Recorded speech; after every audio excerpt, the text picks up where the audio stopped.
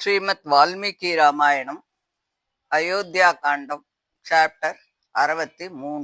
தசரதர் மறுபடியும் கொஞ்சம் கண்ணை விழிச்சு பாக்குறார். ராமனையும் லக்ஷ்மணனையும் காட்டுக்கு அனுப்பினதுல இருந்து சூரியனை கிரகம் பிடிச்சின்றது போல புத்திர சோகம் அவரை நன்னா பிடிச்சுன்னு எடுத்து.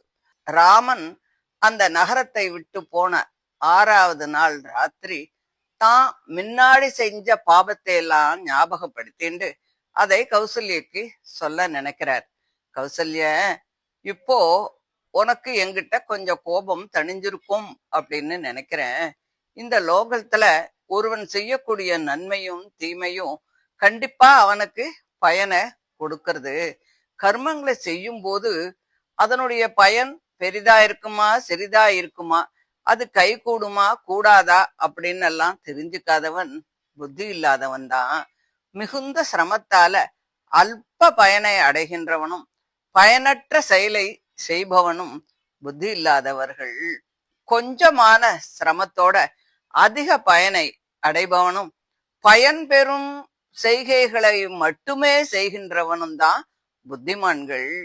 கைகேயை திருப்தி பண்ணணுங்கிற அல்ப பயனை விரும்பி ராமனை காட்டுக்கு அனுப்புவது என்ற மகா பாபத்தை பண்ணிட்டு இப்போ புத்திர சோகத்தால நான் தவிக்கிறேன்.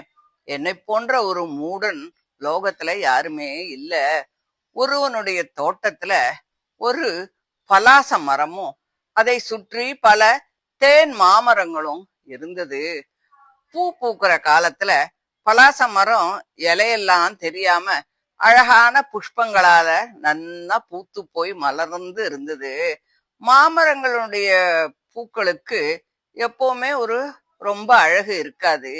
அதை பார்த்து அந்த புத்திமான் இவ்வளவு அழகான புஷ்பங்களால இருக்கக்கூடிய இந்த மரம் பழுக்கும் போது இன்னும் அழகான பழங்கள்லாம் தரும் இல்லையா, அதனால இந்த மாமரங்கள் அதனுடைய புஷ்பங்களுக்கு தகுந்தது போலத்தானே பழங்களையும் ருசி இல்லாம கொடுக்கும்.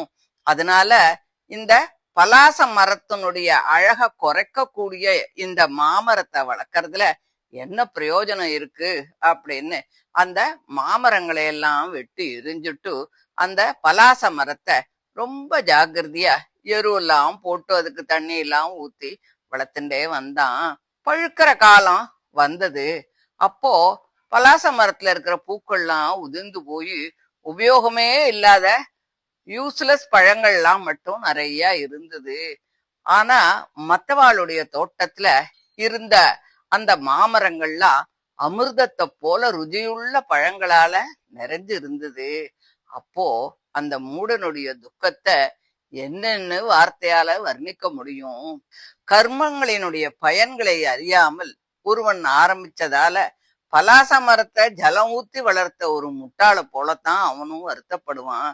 நான் மாமரங்களை வெட்டி எரிஞ்சு பலாச மரத்துக்கு ஜலம் விட்டவன் போல்தான் ராமனை பிறந்தது முதல் வளர்த்து பயனடையும் காலத்துல அவனை காட்டுக்கு அனுப்பிச்சுட்டேன்.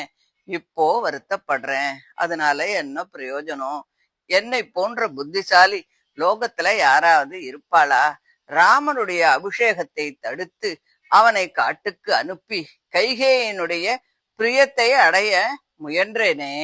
நான் பால்யத்தில் சப்தவேதனம் என்ற வித்தையில் திறமை அடைந்தேன். அதாவது சப்தவேதம் அப்படின்னு சொல்லக்கூடியது மிருகங்கள் மறைஞ்சு இருக்கும் போது அவைகளுடைய சப்தத்தை குறியாக வச்சு அது எங்க இருக்குன்னு கண்டுபிடிச்சு பானத்தால அடிக்கக்கூடிய திறமையுடைய ஒரு வித்தை. இந்த வித்தையை நான் நன்றாக கற்றுக்கொண்டேன். எல்லோரும் என்னை ரொம்ப பாராட்டியதால எனக்கு கொஞ்சம் கர்வம் வந்தது. ஒரு பெரிய மகா பாபத்தை நான் பண்ணிட்டேன். ஒரு குழந்தை அறியாமையால் விஷத்தை குடிச்சா கூட அது கஷ்டப்படத்தானே போறது. அது போல நான் அந்த பாபத்தினுடைய பயனை இப்ப அனுபவிக்கிறேன். ஒருவனுடைய பாப புண்ணியங்கள் மறு பிறப்புகளிலாவது வேறு லோகங்களிலாவது பயனை கொடுக்கும். ஆனா என்னோட பாபம் ரொம்ப ரொம்ப கோரமானது. அதனால அது இப்போதே பலிக்க ஆரம்பிச்சுடுத்து. லோகத்துல புத்தி இல்லாதவன் பலாச மரத்தின் அழக பார்த்து பிரமிச்சு அதோட பழங்களும் அப்படித்தான் இருக்கும்னு நினைச்சு மோசம் போறது போல நான் சப்தவேதனம் என்ற பானத்தை அடைந்து அதனால் அடையும் அந்த கீர்த்தியினால பிரமிச்சு பிற்காலத்துல எனக்கு நேரக்கூடிய பாதகத்தையும் துக்கத்தையும் அபகீர்த்தியையும் அறிஞ்சுக்காமலே போயிட்டேன். உன்னை கல்யாணம் பண்ணிக்கிறதுக்கு முன்னாடி நான் யுவராஜாவாக இருந்த போது ஒரு மழைக்காலம் வந்தது. அப்போ வெயில் இருந்த இடமே தெரியல, மேகங்கள்லாம் கருப்பா இருந்தது. தவளைகளும் சாதக பட்சிகளும் மயில்களும் அதை பார்த்து ரொம்ப சந்தோஷப்பட்டது. பட்சிகள் எல்லாம் மழையால நனைஞ்சு மரத்தோட நுனிகள்ல மெதுவா போய் உக்காந்துக்க ஆரம்பிச்சது. மலைகள்லாம் மழையால மறைக்கப்பட்டு அசைவு இல்லாமல் அலைவோய்ந்த சமுத்திரத்தை போல இருந்தது. அந்த காலத்துல நான் வேட்டையாடணும் அப்படின்னு நினைச்சு ஆயுதபாணியாக சரையூ நதியின் கரை வழியா போனேன். ராத்திரியில காட்டு எருமையாவது யானையாவது வேறு எந்த மிருகமும் நீர் குடிக்க வரும்போது அவைகளை வேட்டையாடலாம் அப்படின்னு ரொம்ப ஜாக்கிரதையா வெயிட் பண்ணிட்டு இருந்தேன். அப்போ யானை தண்ணீர் குடிக்கிற மாதிரி ஒரு சப்தம் கேட்டது. எங்கும் ஒரே இருட்டா இருந்தது. ஆனா அந்த சப்தம் உண்மையா குடத்துல ஜலம் முள்ளும் போது ஏற்படக்கூடிய உண்டான சப்தம்தான். நான் அதை கேட்டுட்டு ஏதோ ஒரு யானை தான் தண்ணீர் குடிக்கிறது அப்படின்னு நினைச்சுண்டு அந்த சப்தம் அந்த இடத்தை குறி வச்சு ஒரு பானத்தை விட்டுட்டேன். நான் விட்ட அந்த பானத்தால மர்மஸ்தானத்துல அடிபட்டு ஐயோ நான் செத்தேன் அப்படின்னு அலறிண்டு ஒரு தபஸ்வி கீழே விழுந்த சப்தம் உடனே கேட்டது. ஐயோ நான் ஒரு தபஸ்வி, யாருக்கும் எந்த கெடுதலும் நான் செய்யலையே, எனக்கு சத்துருவே இல்லையே, இந்த வேளையில இங்கே ஜனசஞ்சாரம் இருக்காதுன்னு தானே நான் ஜலம் எடுக்க வந்தேன். பானத்தால என்ன அடிச்சது யாரு, யாருக்கு என்ன கெடுதிய நான் பண்ணினேன்? இந்த வனத்துல பழங்களையும் கிழங்குகளையும் சாப்பிட்டு தவம் செய்யக்கூடிய ஒரு ரிஷி நான். நான் இப்படி ஒரு ஆயுதத்தால அடிபட்டு மரணமடைய காரணம் என்ன? மான் தோல் மரவுரி ஜடைகளை எல்லாம் போட்டுண்டு இருக்கக்கூடிய என்னை கொன்று யாருக்கு என்ன ஆகணும்? நான் யாருக்கு என்ன அபகாரம் பண்ணினேன்? எந்த பயனும் இல்லாம கேவலம் கெடுதலையே உண்டு பண்ணக்கூடிய இந்த பாபத்தை நல்லது அப்படின்னு யாராவது ஒத்துப்பாளா?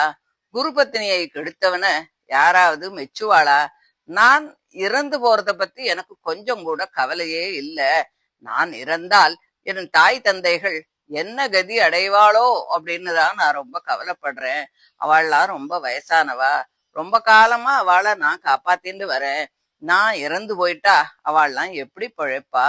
ஐயோ அவளுக்கு நான் ஒரே பிள்ளையாச்சே. என்னையும் ஒரு பானத்தால கொல்ல முயன்ற அந்த பாபி யாரு? கேவலம் மூடனும் புத்தி இல்லாதவனும் தான் இந்த அக்கிரமத்தை பண்ணி இருக்கணும் அப்படின்னு சொல்ற வார்த்தைகள் என்னோட காதுல விழுந்தது. இதெல்லாம் கௌசல்யை கிட்ட தசரதர் சொல்லிட்டு இருக்கார். தான் முன்னாடி செஞ்ச பாபம் அவருக்கு ஞாபகம் வந்து அத பத்தி சொல்லிட்டு இருக்கார். தர்மத்திலேந்து விலக கூடாது என்று நோக்கமுடைய நான் இந்த வார்த்தைகளை எல்லாம் கேட்டதும் என் கையில் இருந்த வில்லும் பானமும் கீழே விழுந்தது. இப்படி மனசு உருகும்படி வருந்துவதை கேட்டு வருத்தமும் கூடவே பயமும் எனக்கு வந்துடுத்து. புத்தி செதறி போச்சு. இந்த சப்தம் எங்கேருந்து வருது அப்படின்னு அந்த இடத்த நோக்கி ரொம்ப வருத்தப்பட்டுட்டே போனேன். அங்கே ஒரு தபஸ்வி பானத்தால அடிக்கப்பட்டு அந்த வேதனைய பொறுக்க முடியாம கையில் இருந்த குடத்தை கூட தூக்கி எறிஞ்சுட்டு ஜடையை விரிச்சுண்டு தரையில விழுந்து புரள்றத பார்த்தேன்.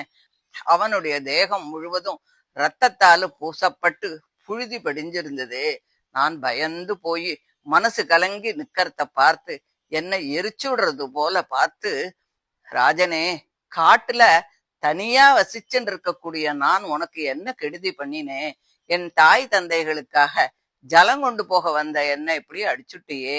ஏதோ விளையாட்டா ஒரு பானத்தால என்ன கொன்னுட்டியே. ஆனால் வயதாகி கண்டறியாமல் இருக்கும் என் மாதா பிதாக்களையும் நீ இதனால கொன்னுட்டாய் அப்படின்னு உனக்கு தெரியுமா? நான் சீக்கிரத்துல ஜலம் கொண்டு வருவேன்னு அவள்லாம் எதிர்பார்த்துட்டு இருப்பாளே. கொடுமையான தாகத்தை அவள்லாம் எத்தனை காலம்தான் பொறுத்துப்பா?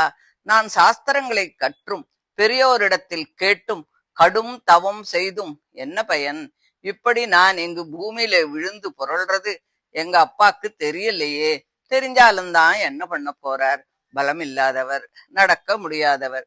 ஒரு மரம் காத்தால அடிபட்டு பிளவுபடும் போது சமீபத்துல இருக்கக்கூடிய இன்னொரு மரம் அதை காப்பாத்த முடியுமா?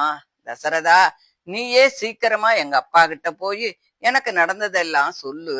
இல்லாட்டா உன்னை கோபத்தால அவர் எரிச்சுடுவார். அவருடைய ஆசிரமம் இங்க பக்கத்துல தான் இருக்கு. அவர் உன்னை சபிக்காதபடி நீ அவரை பிரார்த்தனை பண்ணி சமாதானம் பண்ணு. இந்த கூர்மையான அம்பு என்னுடைய மர்மஸ்தானத்துல பாஞ்சு ஆத்துல ஜலம் வேகமா ஓடும்போது சிறிய மணற்குன்றுகளை எல்லாம் அடிச்சுண்டு போறது போல அதிகமான துக்கத்தை ஏற்படுத்துறது. இந்த பானத்தை நீ பிடுங்கி எரிஞ்சிட்டு போ அப்படின்னு சொன்னார். அதாவது சரையு நதிக்கரைக்கு தசரதர் அடிக்கடி வேட்டையாட வர்றதுனால அவரை இவர் பார்த்திருக்கலாம். இவர் தான் ராஜா தசரதர் அப்படின்னு தெரிஞ்சுட்டு இருக்கலாம். அதனாலதான் இவர் ராஜனே தசரதா அப்படின்னு எல்லாம் பேரை சொல்லி சொல்றார். பானத்தை பிடுங்கா விட்டா இவர் ரொம்ப கஷ்டப்படுறார். பிடுங்கினால் இவருடைய உயிர் போயிடும். இவர் இறந்தால் எனக்கு பிரம்மகத்தி தோஷம் வரும். என்ன செய்யலாம்னு பயந்து நான் ரொம்ப வருத்தப்பட்டேன். அதையும் அவர் பார்த்தார். தனக்கு மரணம் நெருங்கிடுத்து அப்படிங்கறத தெரிஞ்சுண்டு என்னை பார்த்து, தசரதா, நேரத்தை வீணாக்காத, தைரியத்தை வரவேற்றுண்டு துக்கத்தை அடக்கிக்கோ. பிரம்மகத்தி தோஷம் வருங்கிற பயம் உனக்கு வேண்டாம். நான் பிராமணன்னு நினைச்சு நீ வருத்தப்படாத. என் தாய் ஒரு இதர இனத்து ஸ்திரீ, என் பிதா ஒரு வைசியர் அப்படின்னு சொல்லி வேதனை கொஞ்சம் கூட பொறுக்க முடியாம பிரஜை இல்லாம பூமியில விழுந்து புரண்டார். அப்போ நான் அந்த பானத்தை பிடுங்கி எரிஞ்சேன். உடனே என்ன பார்த்து பயந்தபடியே பிராணனை விட்டுட்டார்.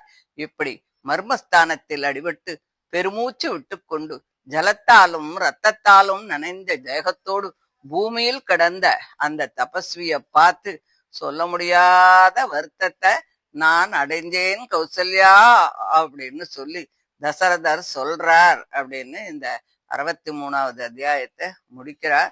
இதை தொடர்ந்து 64வது அத்தியாயத்தை அடுத்த ஆடியோல பார்க்கலாம். தேங்க்யூ.